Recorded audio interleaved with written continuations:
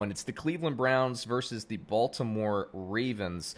Look, I think this game is more interesting than people do. We saw early last year that basically Nick Chubb owned the Ravens. That might have been the last time they lost in the regular season, honestly. Baltimore will be ready, man. I think Baltimore's better, but I think Cleveland's a lot better too. I'm interested in this. This is a game that I'm going to have on one of my TVs for sure. Let me hit you with projections and let's talk about it. Baker Mayfield to me is a definite no start against this Baltimore defense. I don't like it, but I do start Chubb. I'm lower on Hunt than a lot of people are. I think Chubb will win the lion's share of the carries and backfield. The saving grace here is that I think Cleveland will be playing from behind, so Hunt could get some receptions for you. But I'm holding on Hunt. I'm starting Chubb. Beckham, I have him in one of my leagues. I have to play him just because I don't have anything else at wide receiver. So I like Beckham. I think Landry will do some stuff underneath, so I think he's start worthy. I'm staying away from the rest of the Browns. The Ravens, you're starting Lamar. You're starting Ingram, in my opinion. I'm very curious to see how Dobbins is used. I love Dobbins. We'll see if he, is basically eating up snaps to begin with. It's one of my big storylines this week. Marquise Brown, I don't have a great projection on him, but I'm starting him. I think he's going to beat the projection. And then Mark Andrews, I'm starting him as well. Take it away, David. What do you think?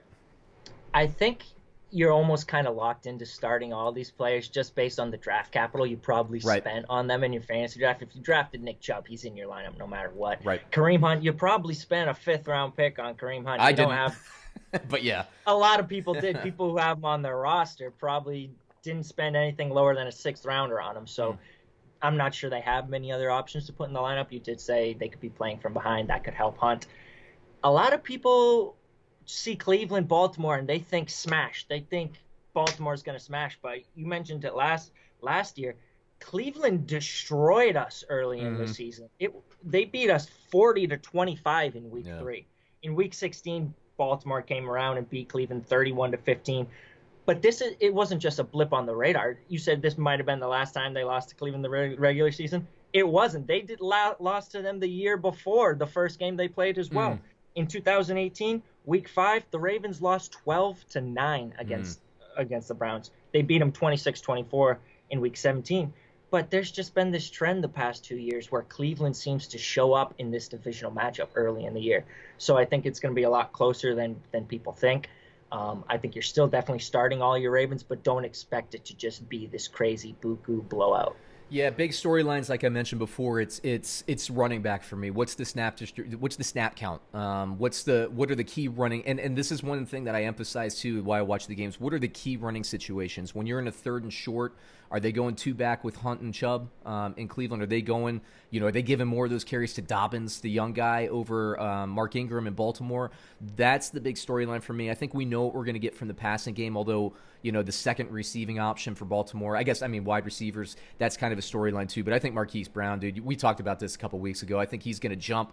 Maybe he doesn't pop out in the screen week 1, but he will early in the season, so I love him. Let me hit you with the over-under here.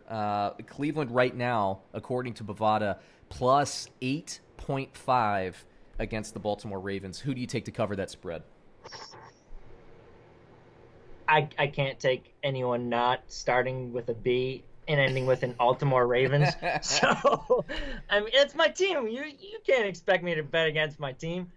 But will I be surprised if Cleveland covers the spread? Absolutely not. Yeah, I think Baltimore definitely wins the game. I just think it's one of those. It's a division matchup. It's a weird offseason. We don't know what we're gonna get. New coaching staff. It's one of those, like when Cleveland walked into Tennessee last year, or vice versa, I don't know. But when Cleveland played Tennessee, everybody was hyping Cleveland so much, and Tennessee just came out and smacked them in the face.